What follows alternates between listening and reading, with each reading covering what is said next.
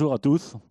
Alors moi, c'est Jean-Yves Machard, je suis président du Cyrus. Donc nous, on est plus le versant du Genevois sur côté Savigny et puis Jonzier et Pagny. Alors moi, j'ai pris quelques notes. Il y a pas de, je crois, il y a peut-être une présentation du territoire qui a été. Bon, voilà. Moi, j'ai pris quelques notes. Donc le syndicat de rivière des Us, il existe depuis les années 2010. À ce moment-là, il s'appelait le SMECRU. Et puis, il avait été voulu par quelques élus suite à un écroulement d'un pont qui se trouve entre la commune d'Usinan et la commune de Vanzy. Et ce pont a été emporté par des embâcles, tout simplement.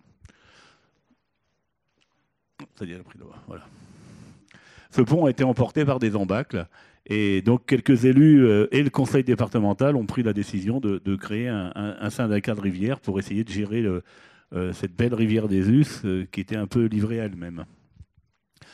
Donc, donc à cette époque-là, le syndicat s'appelait le SMECRU.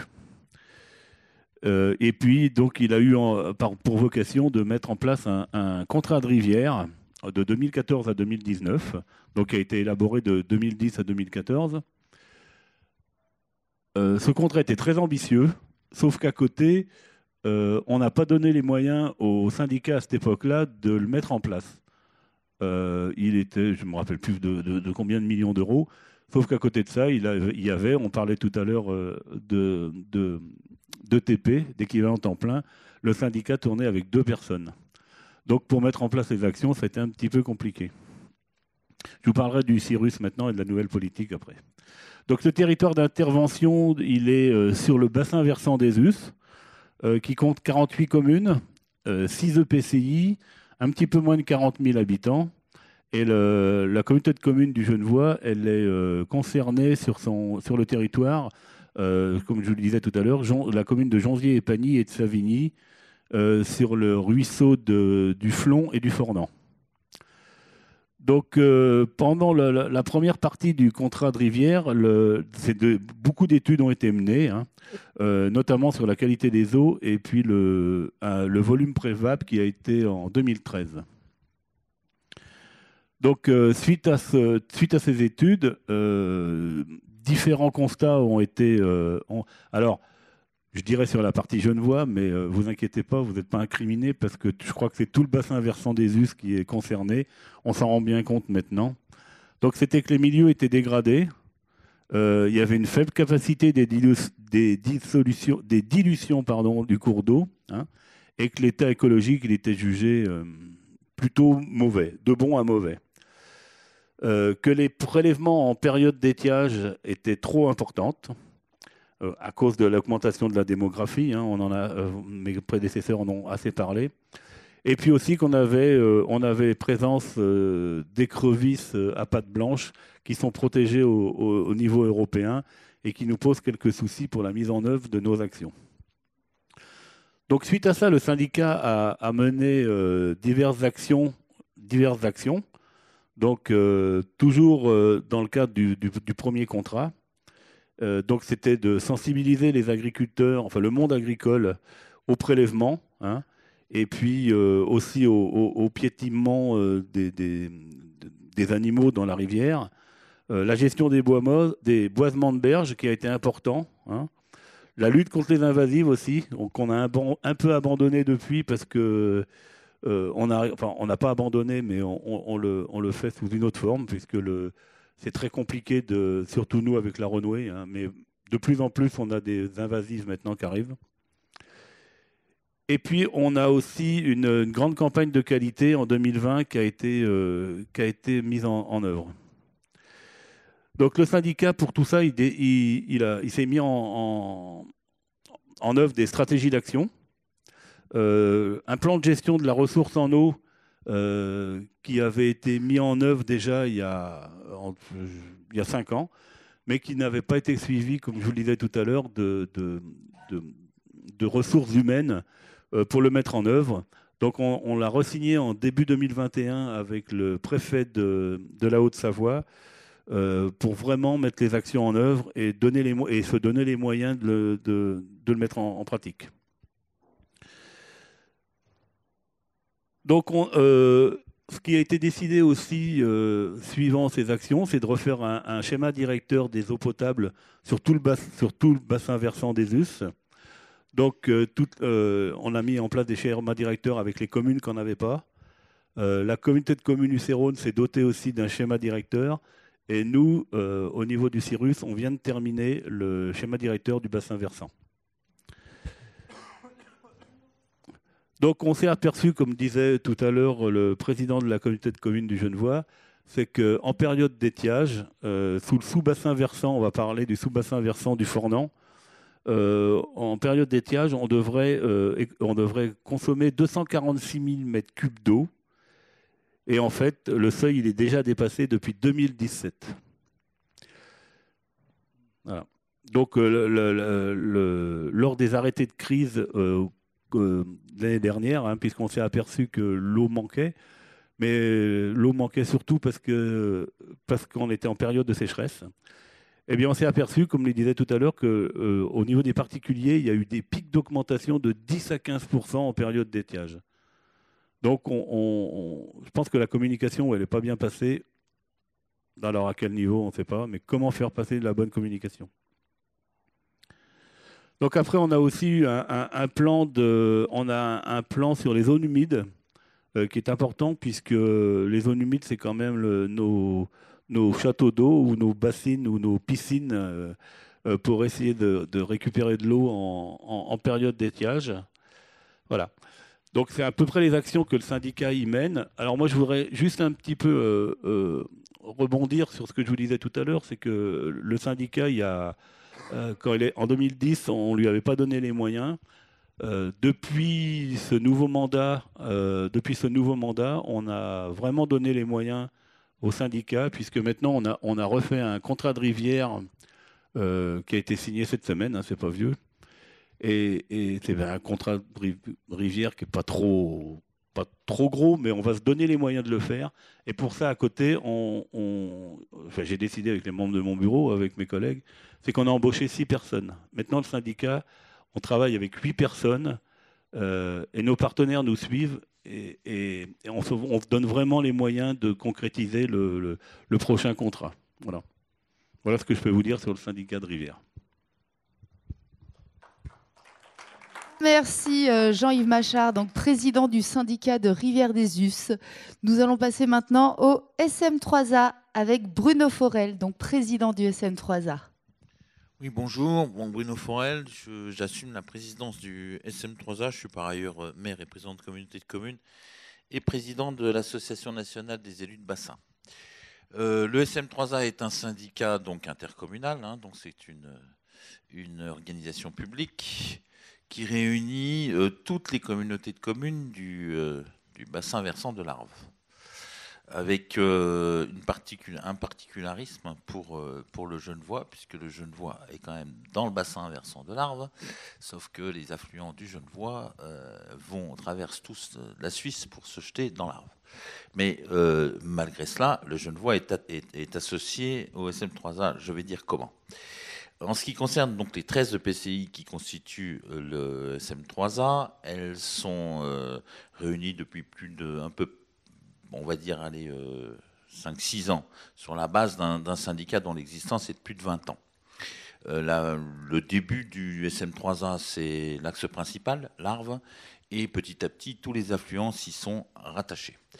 Le SM3A a 2 missions principales: assurer la protection des populations, puisque nous sommes en charge de tous les systèmes d'endiguement. Donc il est nécessaire, parce que l'eau, c'est utile, ça sert à des tas de choses, mais de temps en temps, ça déborde. Et quand ça déborde, ça ne se passe pas nécessairement très très bien. Et nos amis suisses, nos amis genevois sont quand même contents qu'on s'en occupe, parce que si l'Arve déborde, il ne déborde pas qu'en France, il déborde aussi à Genève. Et donc là-dessus, on a une coopération qui est ancienne. Donc on a une mission qui est la protection des populations. Je ne vous cache pas qu'évidemment, dans les têtes de bassin, dans la vallée de Chamonix, notamment au cœur de Chamonix, parce que la belle rivière qui traverse Chamonix, là c'est déjà l'Arve, évidemment, aux Ouches et à d'autres endroits comme ça, dans la plaine de Chède, l'inondation, c'est un vrai problème. Et donc l'Arve est gérée, pour ce qui est de sa dimension inondation, le Gifre et le Borne, par le SM3A. C'est assez délicat, parce que je pense que ça ne vous aura pas échappé. Si vous traversez la vallée de l'Arve, vous partez de Genève et que vous remontez jusqu'à Chamonix, il ne vous faudra pas être un observateur très très fin pour vous rendre compte que l'anthropisation est énorme et que la totalité de cette vallée était autrefois occupée par l'Arve, qui est une rivière qui, comme toutes les rivières des Alpes, est une rivière qui normalement doit s'étendre en tresse. Or, elle est parfaitement rectiligne et presque complètement, pas tout à fait partout, mais en tout cas, en suivant ce bel objet rectiligne qui est l'autoroute, vous pouvez vous rendre compte que vous avez à côté de vous une voie d'eau parfaitement rectiligne qui est l'Arve. Et évidemment, les effets sont délétères sur l'énergie de l'eau lorsqu'elle emprunte ce genre de rivière. Donc ça, c'est un des points d'appui du SM3A, une de ses missions essentielles. Et puis, il en a une deuxième auquel je suis extrêmement attaché, qui est une mission vers la question de la qualité des milieux aquatiques. Et là, je vais me permettre de m'arrêter un peu plus longtemps et un peu plus fortement. J'ai beaucoup entendu parler, je n'ai pas suivi l'intégralité des interventions et des débats, et on le comprend bien, la ressource en eau est une préoccupation. Je vais peut-être me faire un tout petit peu provocateur. Je ne suis pas tout à fait sûr, messieurs, dames, que nous manquions tout de suite d'eau à boire. Je pense qu'il y en a encore pas mal et qu'on a des chances d'arriver à la boire. Quant à la qualité de l'eau qu'on rejette, effectivement, on a des progrès à faire. Mais moi, ce qui m'inquiète le plus aujourd'hui, c'est la manière dont on aborde cette question. L'eau comme une ressource. Je souhaiterais qu'on pense à l'eau plus comme un bien commun. Et quand je dis bien commun, je ne pense pas nécessairement qu'un bien commun humain. Peut-être a-t-on un tout petit peu trop tendance à considérer que la nature est d'abord une ressource, alors que c'est notre existence même et nos conditions même d'existence dont il est question. Je pense que si nous ne prenons pas compte dans la gestion de nos besoins, des besoins qui sont les besoins de l'ensemble du biotope dans lequel nous nous trouvons, nous n'arriverons pas à nous en sortir indemnes. Nous, oui. Nous qui sommes là et qui respirons, oui. Ceux qui nous suivent, c'est un peu moins sûr. Donc il est grand temps, effectivement, qu'on approche les questions en dehors de la question de savoir si, au 15 juillet, il y avait assez d'eau dans le robinet. J'ai entendu des choses sur les questions des arrêtés. Je participe au comité sécheresse depuis quelques années maintenant. Très franchement, il y a de quoi presque rigoler quand on regarde les intitulés des arrêtés sécheresse. Certes, elles ont des valeurs éducatives et ça permet de prendre en compte cette question-là. Mais je ne crois pas que c'est l'économie de 10 litres d'eau ou 20 litres d'eau à la sortie du robinet qui réglera le problème. Même si je pense que c'est important de le faire, même si c'est une prise de conscience utile, j'en disconviens pas. Mais sur l'importance du problème, c'est autre chose. Pour vous donner un exemple, tout de même, aujourd'hui, les prévisions du GIEC sur les Alpes prévoient qu'on va arriver à 30 à 40% d'étiage supplémentaires. Le SM3A a dû équiper un certain nombre de têtes de bassin en appareils de mesure qui ne mesurent plus le débordement, mais l'étiage. Les Alpes châteaux d'eau, je pense que vous avez tous vu cet été que si les rivières périphériques étaient un petit peu en manque d'eau, l'Arve, ça allait très bien. L'Arve, ça allait très bien, tout simplement parce qu'il consomme chaque année un tout petit peu plus la réserve nivale et la réserve des glaciers, dont la disparition, pour un bon tiers, est d'ores et déjà certaine.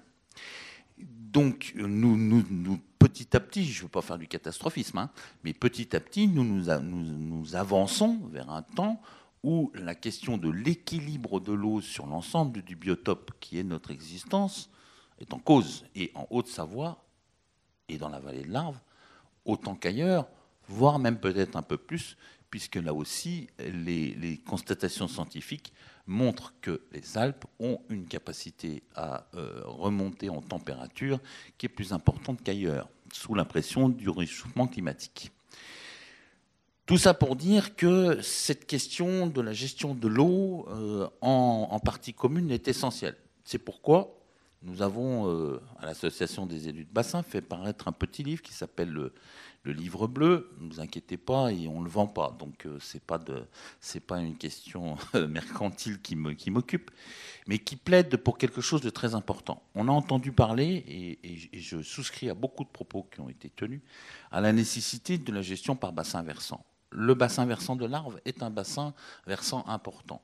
La France gère normalement son eau à travers les bassins versants, les grands bassins versants, les agences de l'eau, Rhône-Méditerranée, Corse, etc. Et puis Loire-Bretagne, plusieurs agences qui prennent tous les grands bassins versants. Cependant, il faut que nous descendions cette gestion sous des sous-bassins qui soient de plus en plus cohérents. Et oui, nous avons à travailler ensemble pour arriver à gérer avec nos amis suisses, mais aussi avec le Chablais. Nous avons à gérer un grand bassin versant autour des sources du Rhône qui est essentiel à mettre en place. Le SM3A porte un schéma d'aménagement et de gestion des eaux qui réunit à la fois les élus, qui réunit aussi les associations environnementales, qui réunit les gens qui font du tourisme, la neige de culture, mais aussi les pêcheurs, les gens qui font de l'électricité, etc., autour d'une même table. Hélas, en 2020, aux dernières élections, le Covid plus quelques avanies, on va dire, politiques, ont fait que la commission locale de l'eau a mis bien du temps à se reconstituer. Elle est prévue pour dans un mois, donc elle repartira. Ce type de démarche est essentiel. Nos amis suisses sont évidemment associés à cette démarche.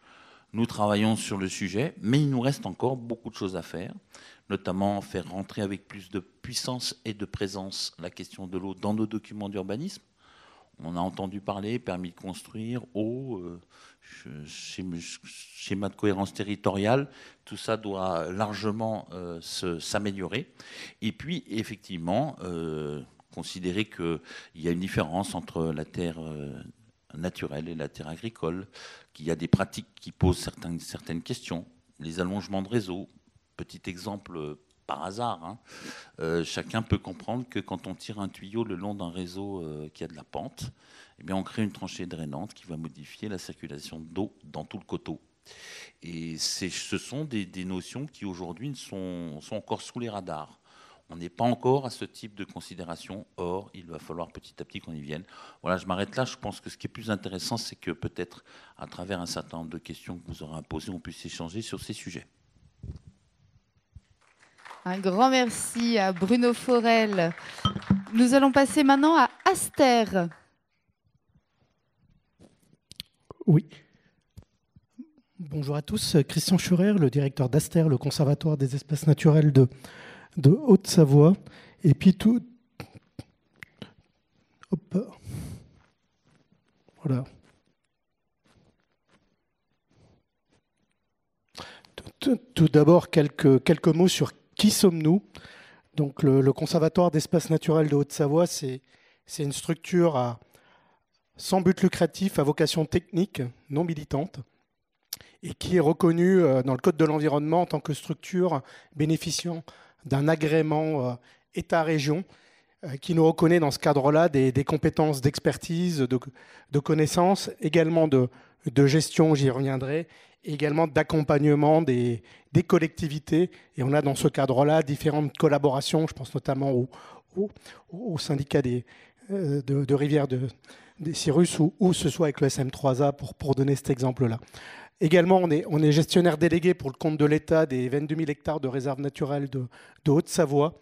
Et puis, on est également présent dans différents réseaux, que ce soit le réseau des réserves naturelles de France, des espaces protégés alpins, de l'UICN, de la Fédération des conservatoires, mais également du réseau Ramsar. Et pourquoi j'évoque le réseau Ramsar, c'est que cette semaine, on est dans une actualité, vu que c'est également la semaine où on évoque ce temps fort international en prenant en compte la préservation des zones humides.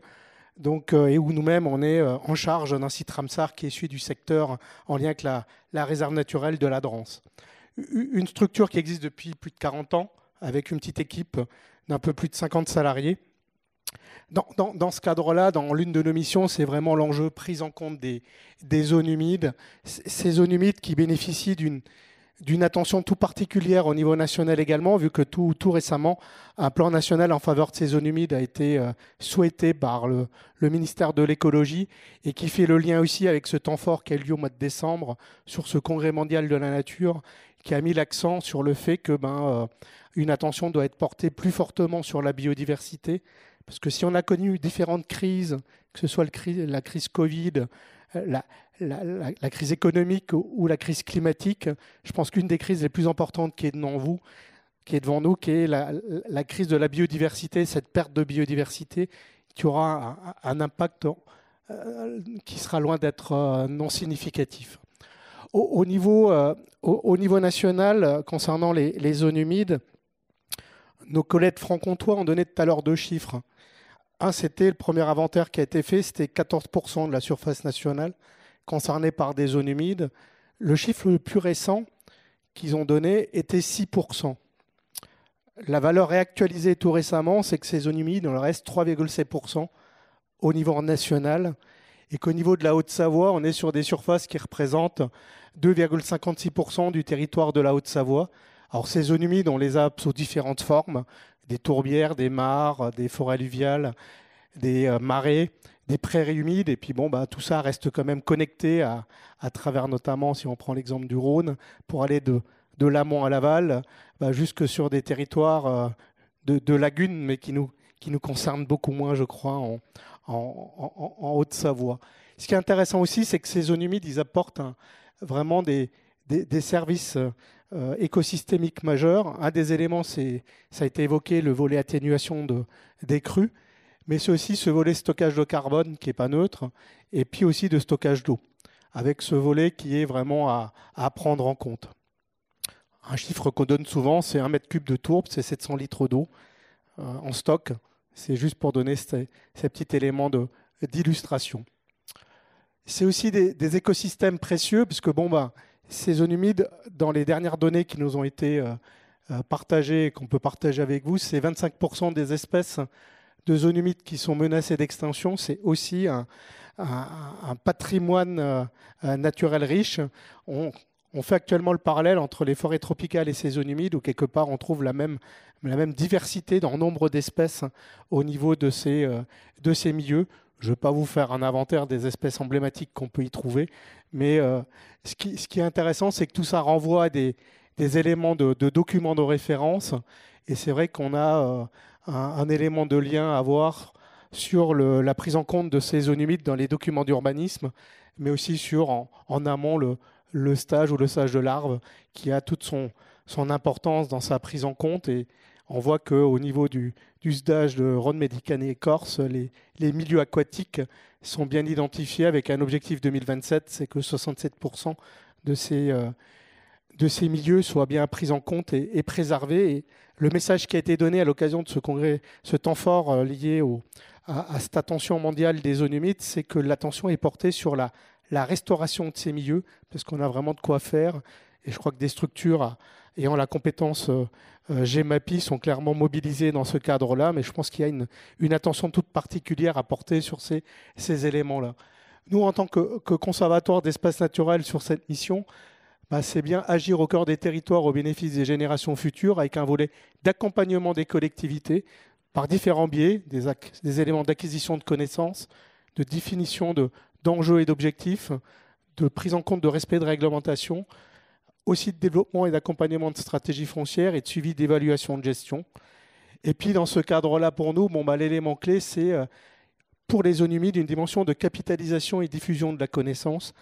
Nous avons là un rôle de diffusion et d'actualisation de l'inventaire des zones humides de Haute-Savoie. Et je reste convaincu que si on arrivait à mieux capitaliser la donnée et la connaissance liée à ces zones humides, on aurait encore demain plus d'éléments de référence à avoir. Et je pense que là, il y a des initiatives à porter collectivement. Il y a une veille sur ces politiques déployées, une capitalisation des données, ça a été dit, et puis aussi un partage de retours d'expérience qu'on peut faire dans ce cadre-là, tout en ayant aussi derrière, dans le cadre de la petite unité, le petit service qui a lieu et en charge cette mission-là, un rôle d'accompagnement et de conseil pour la préservation de ces zones humides que je ne vais pas plus développer pour garder un petit temps d'échange de questions et de réponses également. Et je vais laisser la parole à ma collègue de France Nature Environnement. Christian, donc, pour rappel, donc, directeur de chez Aster. Maintenant, nous allons passer à la FNE avec Christine, chargée de mission. Bonjour à tous. Donc, Christine Gur, donc, je suis chargée de mission à France Nature Environnement Haute-Savoie. Donc, on est une France Nature Environnement Haute-Savoie, c'est une association de protection de l'environnement. Et c'est aussi une fédération des associations locales de protection de l'environnement. On a une petite cinquantaine d'associations locales fédérées à l'échelle du département. Alors, sur la thématique sur les milieux aquatiques, notre association intervient très largement, que ce soit sur des missions d'amélioration de la connaissance des milieux, que ce soit sur des actions d'éducation à l'environnement, que ce soit sur des actions de participation aux instances de l'eau, comme le SMICRU, comme le CIRUS, comme le SM3A. Mais là, ce soir, moi, je vais vous parler d'un programme un peu spécifique sur lequel on travaille depuis assez récemment, depuis 2020, c'est-à-dire la pollution lumineuse. Et j'aborderai donc là ce soir plus particulièrement l'impact de la pollution lumineuse, des éclairages artificiels sur les milieux aquatiques, avec, donc je vous en parlerai à la fin, une campagne qu'on lance cette année qui s'appelle Allô, Allô.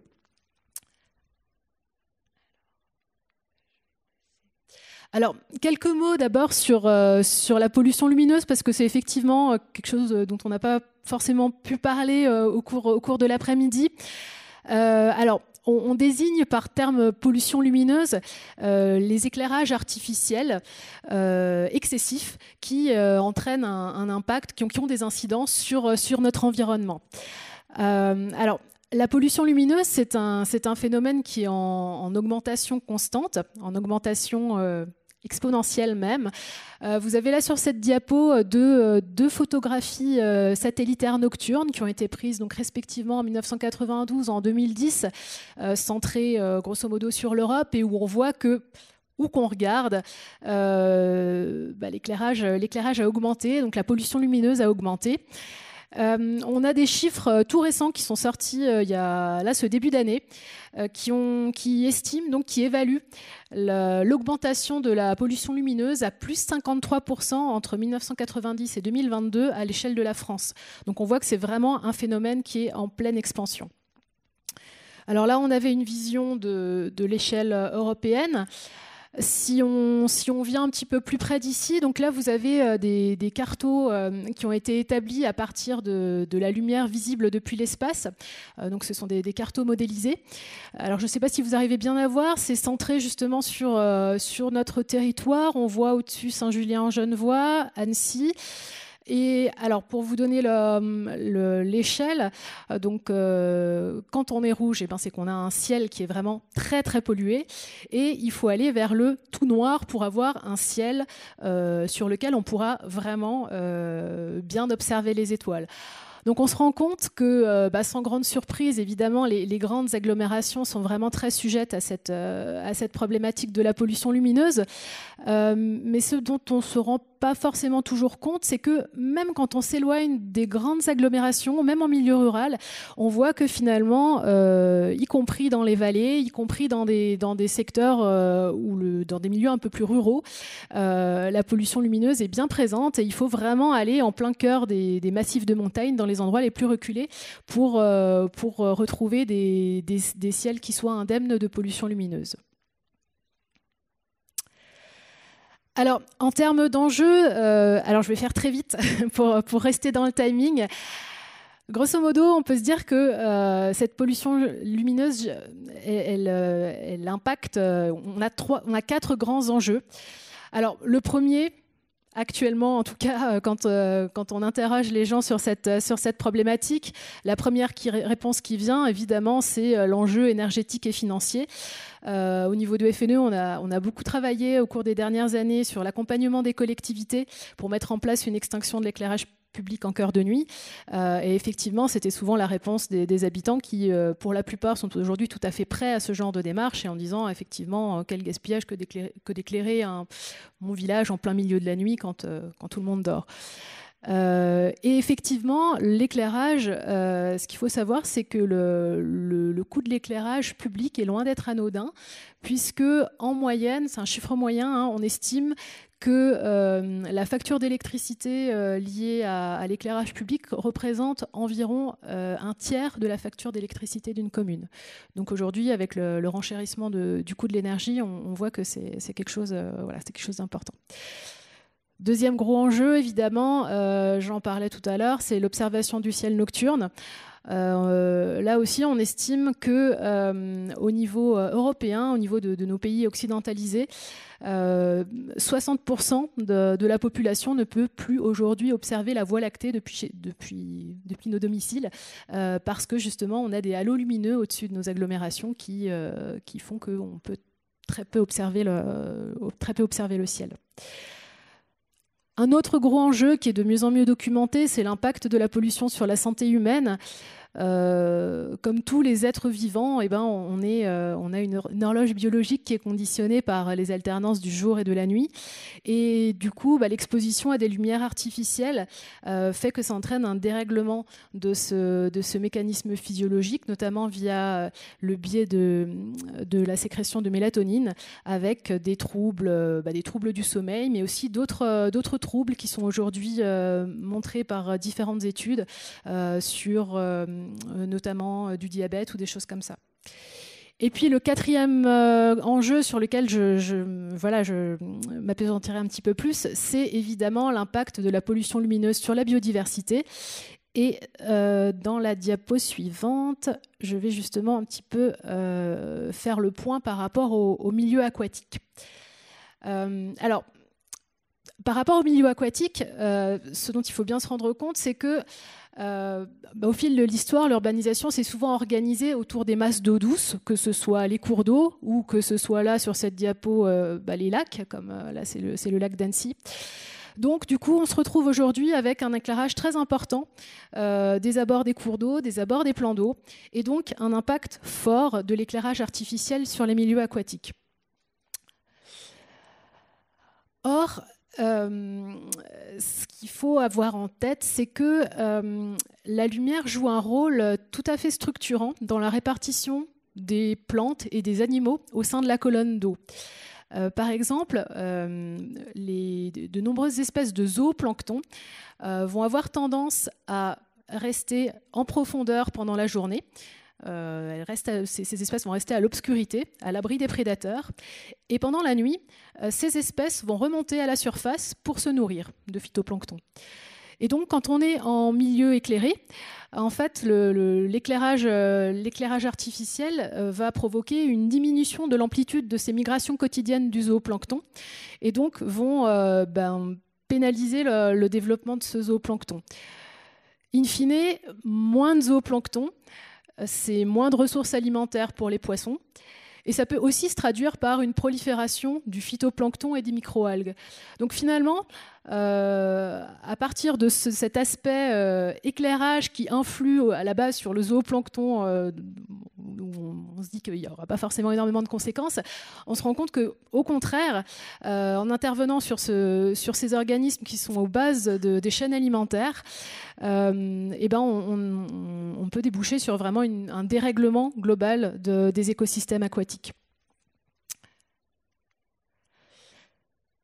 Nos rivières, nos plans d'eau, on en a parlé au cours de l'après-midi, ce sont aussi des milieux particulièrement riches d'un point de vue de la biodiversité.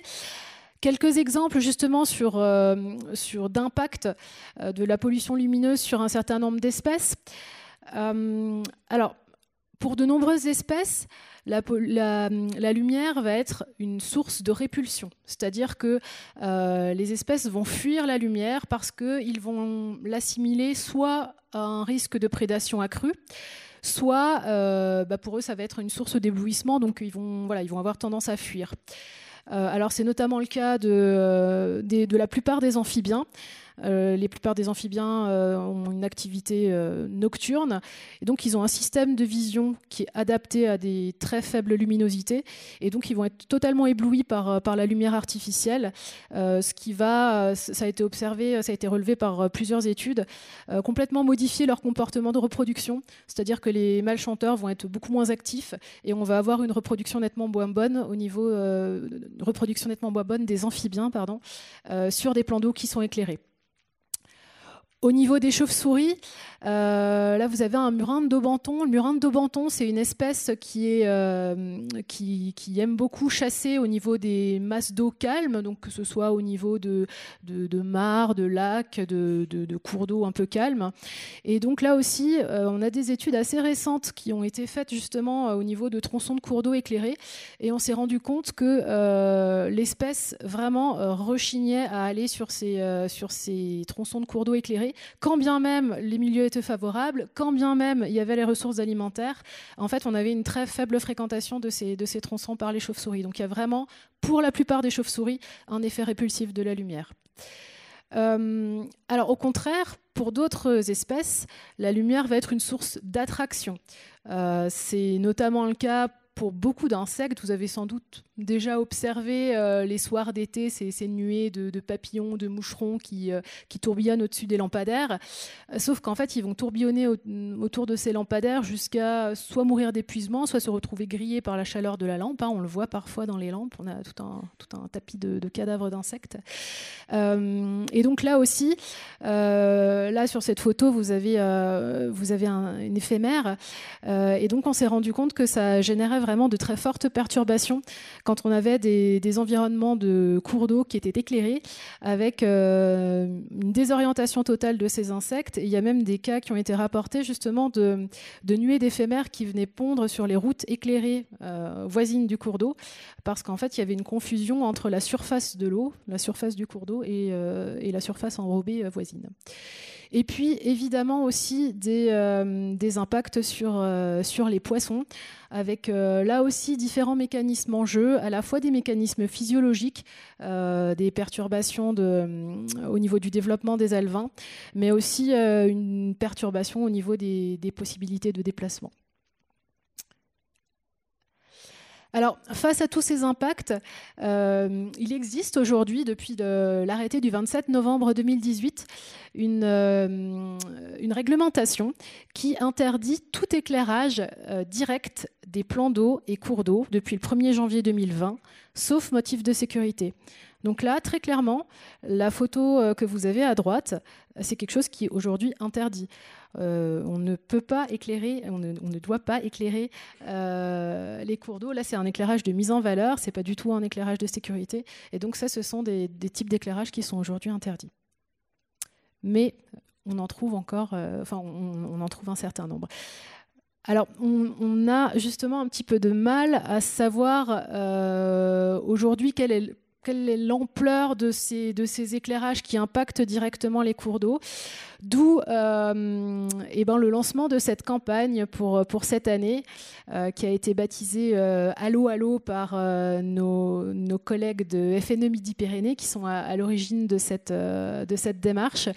Et donc, pour cette année, on va lancer donc ce travail de repérage des atteintes lumineuses sur les cours d'eau et plans d'eau du département. Donc voilà, c'est quelque chose qui va se lancer au cours du printemps et qu'on aimerait bien aussi pouvoir développer un côté participatif. Donc voilà, j'ai laissé mes coordonnées si ça vous intéresse. Et puis de toute façon, je pense qu'on communiquera assez largement sur le sujet pour pouvoir justement inviter tout un chacun à participer à cette campagne. Merci. Eh ben, grand merci à nos partenaires qui travaillent sur le territoire. On va prendre 5 minutes de questions du public. Alors, si certains d'entre vous ont des questions, je vous remercie de vous présenter et de nous informer à qui s'adressent vos questions.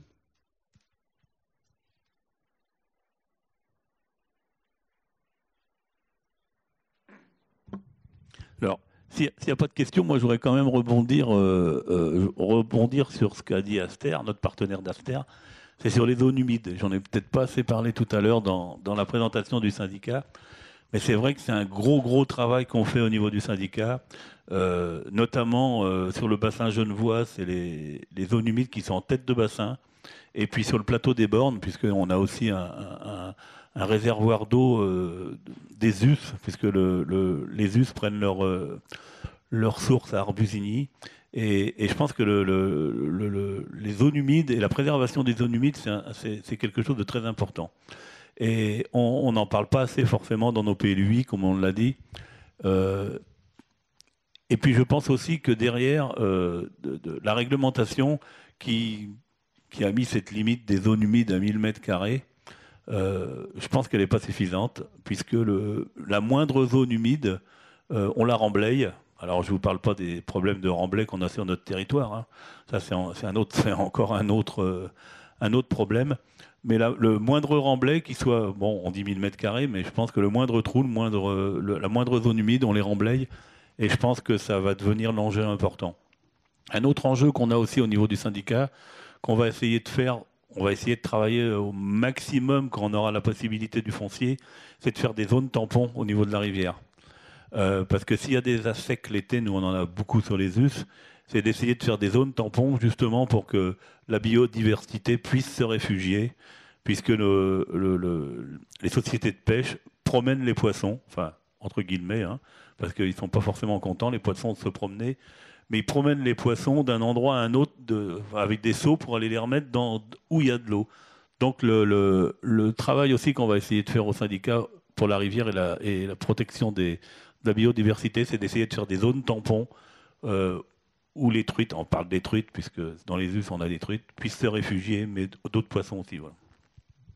Moi, je voulais rapporter une information plutôt qu'une question, mais elle concernait plutôt la table ronde d'avant. Mais comme on n'a pas eu de questions, le temps des questions, donc je la porte maintenant.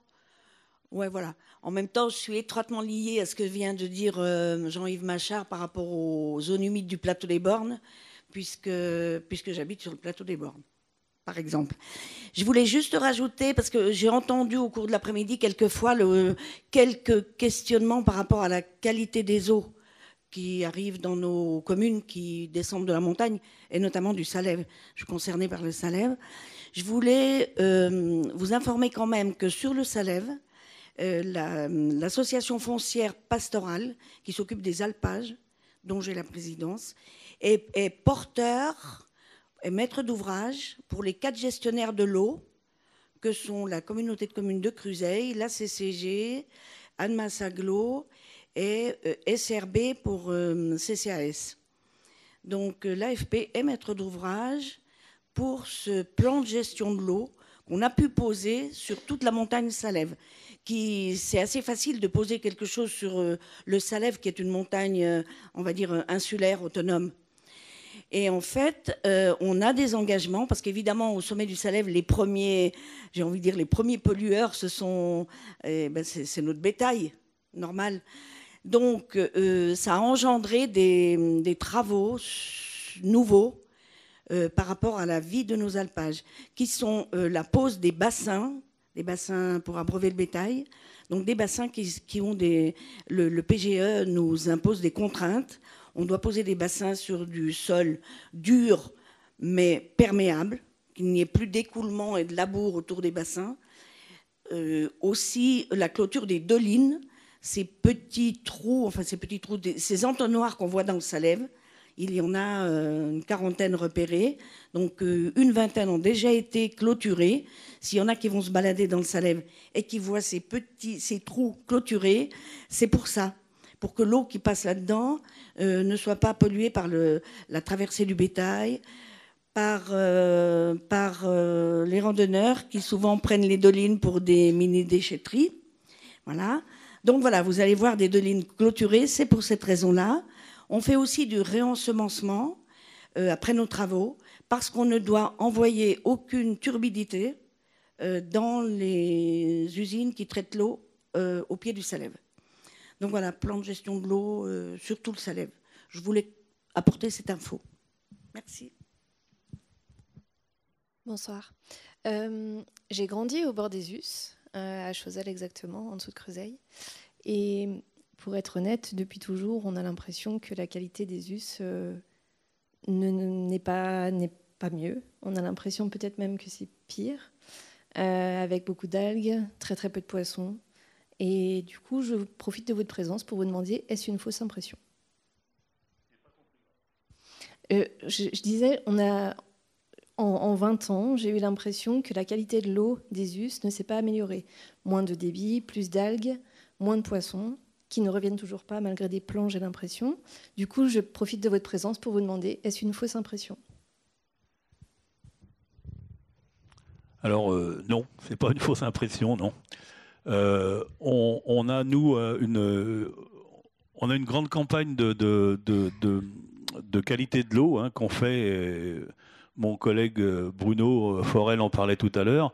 Le suivi de la qualité des eaux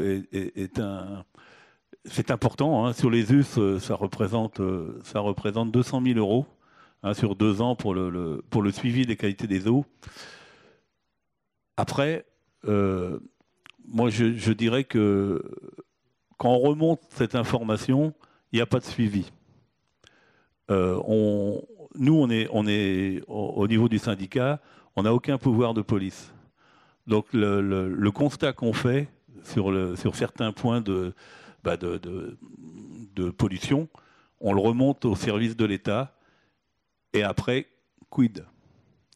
Et c'est vrai que c'est un petit peu frustrant de savoir qu'il n'y a pas forcément un retour. Alors les services de l'État, je ne les remets pas en cause, on travaille beaucoup avec eux, mais on n'a pas l'impression, il y a d'autres enjeux, il y a des enjeux économiques, il y a des enjeux d'urbanisation, et je pense que le constat qu'on fait sur la qualité n'est pas suivi. Voilà. Alors, pour ce qui est des poissons, on a travaillé beaucoup, donc vous parliez de Chauzel, on a aboli un seuil historique qu'il y avait à Chauzel. Et les poissons reviennent, par contre, à Chauzel. On a fait des prélèvements, il y a eu des analyses. Et sur Chauzel, les poissons reviennent parce qu'ils peuvent remonter. Voilà. Alors qu'avant, ils étaient bloqués par ce seuil. Mais ils ne reviennent pas assez, je le constate. Ouais. C'est un peu dans le même sens, un peu le même sujet. C'est à propos de la qualité de l'eau. Qu'en est-il des polluants ? Est-ce qu'il y a un travail de recherche, des dosages, des prélèvements ? Puisque, comme vous le savez, ça touche toutes les espèces vivantes. Moi, je vais répondre, mais juste quelques secondes par rapport aux US, puisque nous, par rapport au suivi qualité qu'on parlait, nous, sur les US, il y a beaucoup de steppes macrophytes. Et c'est vrai qu'en général, elles sont de bonne qualité, mais elles deviennent un petit peu trop justes par rapport à l'urbanisation. Donc, elles sont toutes à un niveau de saturation.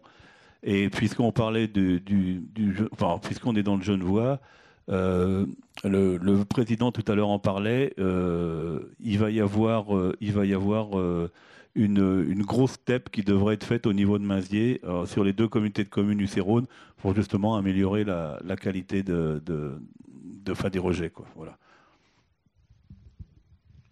Juste un mot sur l'action publique, sur la question de la qualité de l'eau et du contrôle. D'abord, par exemple, un OSM3A qui recouvre une masse d'eau non négligeable, puisque c'est toute la nappe d'accompagnement de l'arbre. Nous lançons là un historique sur toutes les têtes de bassin pour contrôler la qualité de l'eau, tant au niveau biologique qu'au niveau chimique, afin de commencer à pouvoir écrire des chroniques qui puissent être durables et qu'on puisse mesurer l'évolution des choses. Il faut aussi constater qu'il y a eu quand même un gros travail, notamment sur l'arbre, c'est assez net. Si pour les us, peut-être la qualité de l'eau, mais on sait pourquoi, c'est beaucoup plus compliqué sur un cours d'eau comme celui-là. Mais sur un cours d'eau comme l'arbre, la qualité de l'eau a considérablement évolué dans le bon sens par rapport aux années 80 ou 90. Cependant, il reste des problèmes. Bon, les questions d'épuration ont quand même été largement travaillées. On l'a entendu dans les interventions, il y a encore des progrès à faire, mais il y a quand même eu énormément de progrès de fait. Les exigences réglementaires sont beaucoup plus fortes sur les rejets. En revanche, ce qui nous guette de plus en plus, c'est toujours la question quantitative, parce que quand on parle d'eau, le quantitatif est relié au qualitatif. On l'a dit tout à l'heure, on l'a entendu, quand on rejette à la sortie d'une station une eau, eh ben, si le milieu récepteur est large en quantité, il y a une dilution telle que les effets de produits éventuellement nocifs sont d'autant diminués. Et c'est un problème, la question du quantitatif de l'eau est essentielle. On a évoqué des zones humides. Les zones humides ont un rôle essentiel à jouer sur leur capacité épuratoire. C'est aussi une des fonctions des zones humides. Donc là-dessus, bon, évidemment, il y a un programme au SM3A comme il y en a sur les zones humides. Il y a 1300 chapelets de zones humides sur le territoire du SM3A. Notamment tous les chapelets de zones humides d'altitude. On ne parle pas des zones humides d'accompagnement des rivières. Sur ces questions de qualité, le travail doit être fait dans tous les domaines. Mais il faut constater tout de même que des progrès ont été réalisés, notamment à travers des opérations sur les activités industrielles, la qualité des épurations des stations d'épuration lorsqu'elles sont aux normes. Et je voudrais rebondir un peu sur ce que dit mon voisin et néanmoins collègue Jean-Yves sur la question du régalien. Je pense que nous avons, en tant que citoyens, une exigence plus forte à opposer au service de l'État sur la question régalienne. Les syndicats de rivière, le partage des données, le travail en commun, tout ça est magnifique. D'accord ? Mais je vous prends un exemple. Il y a quelques mois, mes services se sont rendus compte qu'un alpagiste qui ne pensait pas forcément à mal, mais qui voulait réhabiliter, comme il est de bon ton de le faire aujourd'hui, la production de fromage en altitude de manière très naturelle, se trouvait un peu dépourvu d'eau dans son étable. Donc il n'était pas très loin d'une tourbière d'altitude, il a tiré un drain d'1,50 m de diamètre depuis la tourbière jusqu'à son étable et pour y conduire de l'eau. Magnifique, le fromage est d'excellente qualité et parfait. Sauf qu'une tourbière, il faut à peu près, je sais pas, je vais dire une bêtise, mais à l'œil, je sais pas, 10 000 ans pour faire une tourbière. Et on a entendu comme ça, à travers un petit exemple, toute l'importance que ça peut avoir. Sauf qu'une tourbière comme ça, si vous mettez un drain dedans et que vous en drainez l'eau, allez, en 3-4 ans, elle est foutue. En 3-4 ans, elle a disparu. Ce fait est connu depuis plusieurs mois maintenant, signalé à l'autorité. Je ne demande pas qu'on pende l'éleveur par un arbre, c'est pas ce que je demande. Je demande juste qu'on retire ce tuyau séance tenante, histoire que cette tourbière puisse continuer à vivre. Et puis on expliquera à ce monsieur-là qu'il ne faut pas faire comme ça. C'est pas si, enfin, on peut aussi ne pas avoir conscience de ce qu'on fait. Par contre, il est ennuyeux que ça perdure. Et dans beaucoup de domaines, nous avons beaucoup de problèmes de cette nature. Je ne vous parle pas des retraits des décharges qui, du point de vue de l'État, posent de vrais problèmes. Aujourd'hui, je prends un petit exemple pour dire à quel point, en tant que citoyen, nous devons avoir des exigences vis-à-vis des puissances régaliennes de l'État. Nous travaillons en ce moment au SM3A au retrait d'une décharge. Vous le savez sans doute, quand les collectivités traitent des ordures, elles payent une taxe, on appelle ça la TGAP. Eh bien, nous avons besoin de 8 millions d'euros pour retirer cette décharge qui est en bord de rivière et qui menace d'être emportée par larve. Et je pense que du côté de Verbois, on ne manquera pas de m'envoyer des lettres en disant « Monsieur le Président, ce ne serait pas à vous les trucs qu'on retrouve dans nos grilles à Verbois ». Bien, on voudrait éviter que, évidemment, cela se passe. Et il faut qu'on retire cette décharge. Eh bien, ça fait plus de 8 mois que nous essayons d'expliquer à l'État que sur le retrait de la décharge, il serait sympathique d'éviter de prendre une taxe comme la TGAP qui alourdit de 2 millions la facture. Vous voyez qu'en termes de nécessité de prise de conscience des citoyens et d'action, au-delà des choses qui sont évoquées, qui sont intéressantes et importantes, pollution lumineuse et autres choses de cette nature, il nous faut réclamer que les services de l'État jouent leur rôle régalien. Voilà, j'aurais au moins porté un petit message qui me tient à cœur. Eh ben, merci beaucoup, merci à nos partenaires. Peut-être un dernier mot de conclusion. Juste un dernier mot par rapport à nos macrophytes, puisque c'est vrai que c'est quand même un peu le sujet de la qualité des rejets de l'eau. Il y a un problème qu'on n'a pas pris à la base, c'est les phosphores. Je pense qu'il y a longtemps, qu'on aurait dû prendre au niveau national, voire européen, l'interdiction des phosphores. Sauf qu'il y a des trop gros enjeux financiers par rapport à l'économie qu'on n'enlève pas les phosphores. Et dans nos stations macrophytes, puisque nous, dans nos campagnes, c'est plutôt des macrophytes, puisqu'on n'a pas forcément de... Et je pense que là-haut, il y a un enjeu fort, c'est d'enlever les phosphores de toutes nos lessives. Voilà. Merci beaucoup. Merci à tous d'agir pour la protection de notre bien commun.